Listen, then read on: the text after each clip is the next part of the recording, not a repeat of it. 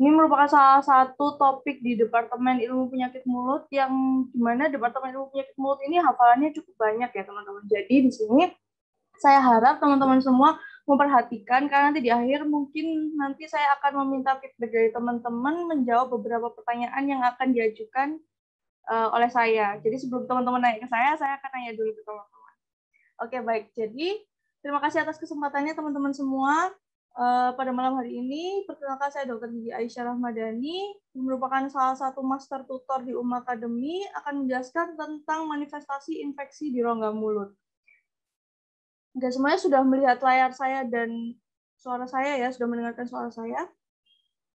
Oke, jadi manifestasi infeksi virus di rongga mulut ini sebenarnya cukup penting karena di rongga mulut ini merupakan salah satu marker atau salah satu penanda yang digunakan sebagai adanya masalah atau infeksi yang terjadi di rongga mulut. Jadi rongga mulut atau di tubuh. Jadi di rongga mulut itu merupakan salah satu penanda yang sering digunakan untuk apakah ada kelainan atau infeksi yang terjadi di dalam tubuh.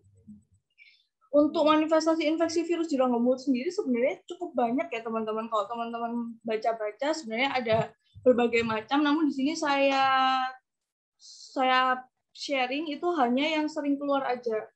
Kalau misalnya teman-teman nanti mau ditanyakan yang lain, mungkin bisa join ke private class atau mungkin bisa tanya-tanya langsung ke saya. Jadi infeksi virus di rongga mulut ini jenis-jenis virusnya itu ada banyak banget. Kalau teman-teman tahu di sini tentang human herpes virus atau HHV, itu tuh ada 1-5, kemudian ada HHV 8. Itu merupakan virus DNA yang dapat menyebabkan manifestasi yang muncul di rongga mulut. Ini pendahuluan ya sebelum kita langsung ke materinya. Jadi sambil recall.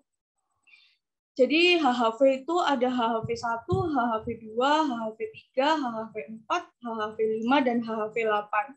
HHV 1 itu merupakan virus HSV1 atau herpes simplex virus 1 yang merupakan virus DNA yang dapat menyebabkan infeksi atau manifestasi di rongga mulut. Kemudian ada HSV2. HSV2 itu merupakan HHV2 juga. Jadi HHV2 itu jenisnya adalah HSV2. HSV2 itu herpes simplex virus 2. Dia merupakan salah satu virus DNA juga yang dapat bermanifestasi di rongga mulut dan juga di genital. Tapi paling banyak dia ditemukan pada genital, berupa ulcer juga sama kayak yang HSV1. Tapi dia letaknya di genital.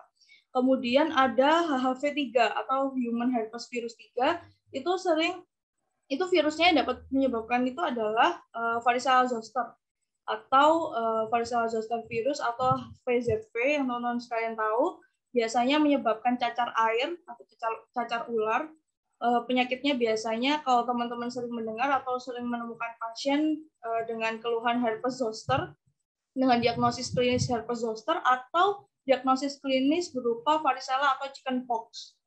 Kemudian selanjutnya adalah human herpes virus 4, itu merupakan salah satu virus DNA, nama virusnya yaitu adalah Epstein-Barr virus.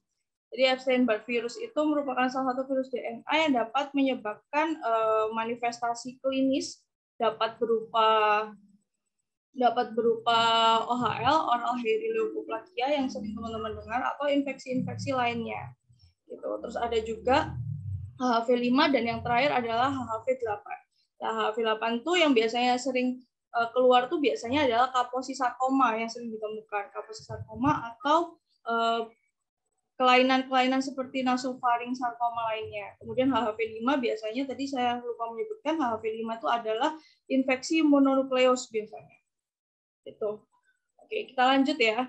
Jadi learning point yang kita pelajari pada malam hari ini itu adalah 6 jenis manifestasi virus yang merupakan diagnosis yang paling sering keluar. Yang pertama adalah primary herpetic gingivostomatitis, kemudian ada herpes labialis, kemudian ada chickenpox atau varicella. Jadi nama lainnya teman-teman di sini juga harus tahu ya, karena nanti biasanya di ujian kompetensi atau di ujian-ujian lainnya biasanya namanya nggak cuma chickenpox aja, bisa disebutkan varicella. Kemudian ada herpes zoster atau shingles. kemudian ada Herpangina, dan hand, foot, and mouth disease. Jadi nanti kita akan mempelajari mengenai definisi, kemudian etiologi, faktor predisposisi, subjektif, objektif, kemudian pemeriksaan penunjang dan tata laksana yang mungkin diperlukan ketika mendapatkan pasien atau disuspek infeksi tersebut. Oke, jadi secara garis besar, kalau misalkan yang teori yang kita pelajari pada malam hari ini, sebenarnya infeksi virus di rongga mulut yang kita pelajari berdasarkan learning point tadi hanya dibagi menjadi 3 jenis virus. Yang pertama adalah virus HSV, yang merupakan virus DNA.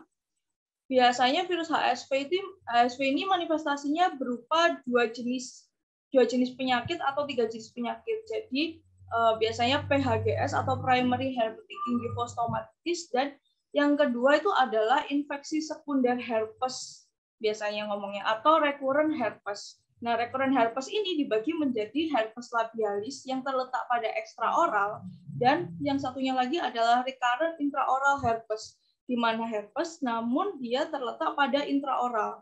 Jadi sama-sama berupa reaktivasi atau infeksi sekunder yang terjadi pada pasien-pasien yang telah terinfeksi HSV1, tapi dia pada intraoral. Kalau yang herpes labialis pada ekstraoral.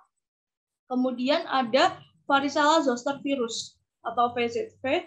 Itu biasanya manifestasinya ada berupa varicella atau chickenpox. Ini merupakan infeksi primer, dan juga yang kedua adalah herpes zoster atau shingles.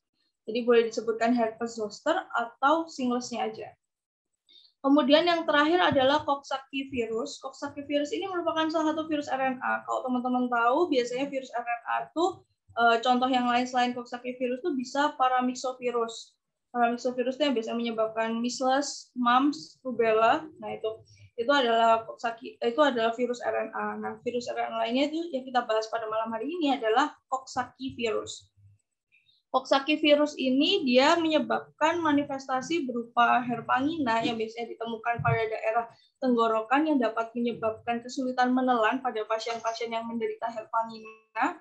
Kemudian yang lainnya adalah HFMD atau hand, foot, mouth disease. Ini merupakan penyakit yang biasanya kalau pada soal-soal ujian itu tuh gampang ditebak karena biasanya ditemukan pada permukaan telapak tangan dan permukaan telapak kaki serta di intraoral. Jadi sudah cukup jelas untuk klinisnya. Jadi mudah untuk ditentukan diagnosisnya. Gitu. Oke, ini kita bahas satu persatu. Nanti mungkin teman-teman kalau misalkan ada pertanyaan bisa langsung ditanyakan atau melalui link yang tadi udah disebutkan oleh Adia. Jadi yang pertama adalah primary herpetic gingivostomatitis atau PHGS. Primary herpetic gingivostomatitis ini merupakan salah satu infeksi virus yang disebabkan oleh virus herpes simplex. Jadi herpes simplex itu kan jenisnya ada 2 ya. Ada HSV atau herpes simplex virus 1 dan 2. Untuk herpes simplex virus 1 itu sendiri itu mayoritas atau memang seharusnya dia itu bermanifestasi pada intraoral saja. Namun HSV2 biasanya dia bermanifestasi di genital. Makanya biasanya virus herpes simplex atau HSV ini dapat ditemukan di rongga mulut atau intraoral dan juga di bagian genital. Namun yang di bagian genital adalah HSV2. Tapi HSV2 juga dapat ditemukan di intraoral. Kemudian penyebaran infeksi dari HSV ini sendiri dapat melalui kontak langsung dengan penderita yang juga terinfeksi HSV, atau dapat melalui saliva atau air liur. Biasanya masa inkubasi dari virus HSV yang ada di primary herpetic gingivostomatitis ini sebesar 4-10 hari.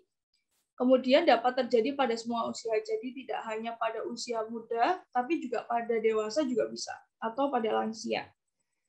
Etiologi dari penyakit ini sudah jelas ya, tadi saya sebutkan, disebabkan oleh adanya infeksi virus HSV1 atau HSV2. Namun PHGS ini merupakan infeksi primer, jadi infeksi yang pertama kali terkena ke dalam tubuh pasien, jadi bukan merupakan reaktivasi, tapi merupakan infeksi primer. Untuk subjektifnya sendiri perlu diingat oleh teman-teman semua bahwa penyakit yang disebabkan oleh adanya infeksi virus biasanya diawali dengan adanya gejala prodromal atau gejala-gejala seperti demam, demamnya biasanya subfebris atau febris, kemudian malais atau rasa lelah, kemudian ditemukan juga nyeri otot, nyeri sendi, dan biasanya pasien-pasien ini cenderung merasa kayak seperti sakit kepala. Jadi ada beberapa pasien yang hanya dijumpai demam saja, namun ada juga yang dijumpai sakit kepala atau nyeri otot, nyeri sendi, atau semua gejala-gejala prodromal lainnya. Biasanya pada soal-soal yang ada itu, kalau misalkan ada gejala prodromal, patut dicurigai bahwa itu adalah infeksi, bisa infeksi virus atau infeksi bakteri. Namun infeksi virus pasti didahului dengan adanya gejala prodromal atau seperti demam, malais, nyeri otot, dan lain-lain. Dan biasanya keluhan pasien datang adalah karena sariawan dan rasanya sakit. Jadi ketika sariawan dia sakit, kemudian sebelumnya diawali dengan adanya demam.